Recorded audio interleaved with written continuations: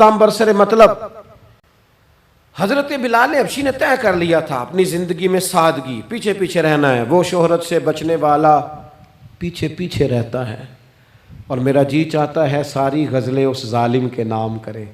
कुछ लोग तय कर लेते हैं मैंने पीछे पीछे रहना है, उनके ऐलान किए जाते हैं, बुलाया जाता है, फिर भी पीछे निकल जाते हैं। जो अर्ज़ करना चाहता हूँ, हज़रत सैयदना बिलाल हबशी ने तय कर लिया था।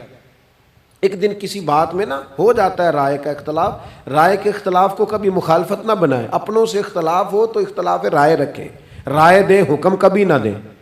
हमारे यहाँ लोग हुक्म देते हैं, राय नहीं देते, बाद में इधर उधर बैठ कर शिकवे करते हैं, दसो जी मेरी मन्नी नहीं। वो भी तेरे से मशवरा लिया था, कबूल भी हो सकता है, रद्द भी हो सकता है, ख़त्म होगी बात। किसी बात में जनाब अबू ज़र ग़िफ़ारी का और हज़रत बिलाल हबशी का राय का इख्तलाफ हो गया। हज़रत बिलाल हबशी ग़ुलाम है, जनाब अबू ज़र बड़े कबीले से। तो जनाब अबू ज़र ग़िफ़ारी ने बात करते करते हज़रत बिलाल को कह दिया, ओ हबशन के बेटे। थे भी वो हबशन के बेटे, लेकिन हज़रत बिलाल के दिल को तकलीफ़ हुई। बाज़ लोग कहते हैं मैंने सच ही बोला है। सच अपने बारे में बोलना, तू दूसरों के बारे में सच बोलता है, अपने बारे में बोल। सिर्फ तू दूसरों के लिए बोले। ओ जी मैंने सच ही तो बोला था। सच बोलने की भी हिकमत है। सच बोलने की सबसे बड़ा सच किसी को अल्लाह की तरफ बुलाना है। और मेरा रब फरमाता है उदऊ इला सबील रब्बिका बिल हिकमा, किसी को अल्लाह की तरफ भी बुलाओ तो दानाई के साथ बुलाओ, हिकमत के साथ। सबसे बड़ा सच भी बोलो तो दानाई के साथ बोलो। तूने सच बोला है और तूने लोगों का कलेजा चीर के रख दिया। ये क्या अंदाज हुआ तेरा सच बोलने का, ये क्या तरीका हुआ। हजरत सैयदना बिलाल हबशी रदी अल्लाह ताला अन्हु को जनाब अबू ज़र ग़िफ़ारी ने कहा हबशन के बेटे, बात सच्ची थी। हजरत बिलाल को तकलीफ हुई, कोने में बैठ के रोए और गुलाम रोए और आका को खबर ना हो। तड़पे जो हम यहाँ तो मदीने खबर गई। हुजूर अलैहिस्सलातु सलाम पता चला, महबूब ने मिंबर सजाया। हुजूर की आदत थी नॉमिनेट करके इस्लाह नहीं करते थे, बाई नेम नहीं, नामजद करके नहीं, ओवरऑल बात कर देते, समझने वाले समझ जाते। हुजूर फरमाने लगे लोगों को क्या हो गया है, मैंने तो जाहिलियत की सारी बातें पांव तले रोन दी थी, अभी भी कहते हैं बिलाल को हबशन का बेटा। हजरत अबू ज़र ग़िफ़ारी कहते हैं बाकी तो कोई ना समझे तो मैं समझ गया। बड़ा मुश्किल होता है मजमों में उठ के माफ़ी मांगना। हमारे यहाँ बाद लोग माफ़ी भी इस तरह मांगते हैं कि यूँ लगता है गन भी साथ पकड़ी हुई है, माफ़ी दो वरना गोली मार दूंगा। माफ़ी मांगने का भी तरीका सलीका नहीं आता।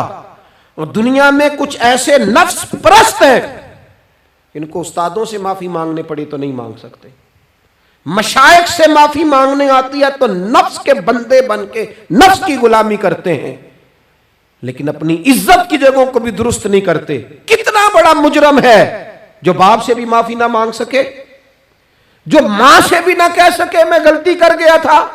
इतनी बड़ी नफ्स परस्ती, तूने आका बना लिया अपने नफ्स को अपना। मजमों में माफी मांगना, एतराफ करना, हक को कबूल करना, अपने नफ्स को ज़िबा करना। हजरत अबू ज़र ग़िफ़ारी मजमे के बीच उठ के खड़े हुए, चमकता दमकता चेहरा, कबूलियत हक का जज्बा, अपने नफ्स को चीर देना और उस पर पांव रख के रब रसूल का कुर्ब हासिल करने का जायका। जनाब अबू ज़र ग़िफ़ारी हजरत बिलाल के करीब गए और फिर उनके सामने लेट गए, रो के कहने लगे हबशन के बेटे उठा अपना पैर और रख मेरे सीने पे। मैं इस कौम को बताना चाहता हूँ कि था तो तू हबशन का बेटा, पर जब से मदीने वाले का कलमा पड़ा है कायनात में इज्जत वाला हो गया है। ये देखो किसने ज़र्रों को उठाया और सहरा कर दिया, किसने कतरों को मिलाया और दरिया कर दिया, किसकी हिकमत ने यतीमों को किया दुर्र यतीम और गुलामों को दुनिया भर का मौला कर दिया। हमारा नफ्स की ख्वाहिश बची, रिश्ते नहीं बचे। हमारे नफ्स की ख्वाहिश बची, ताल्लुकात नहीं बचे। नफ्स की ख्वाहिशें बची, हमारे अपने नहीं बचे।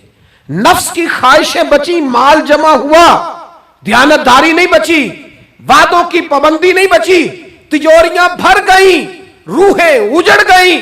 बददियानती से रिस्के हराम से कमाया हुआ माल, कारें कोठियां बंगले बन गए, बातन उजड़ गया। इसलिए कि नफ्स की ख्वाहिश पूरी की।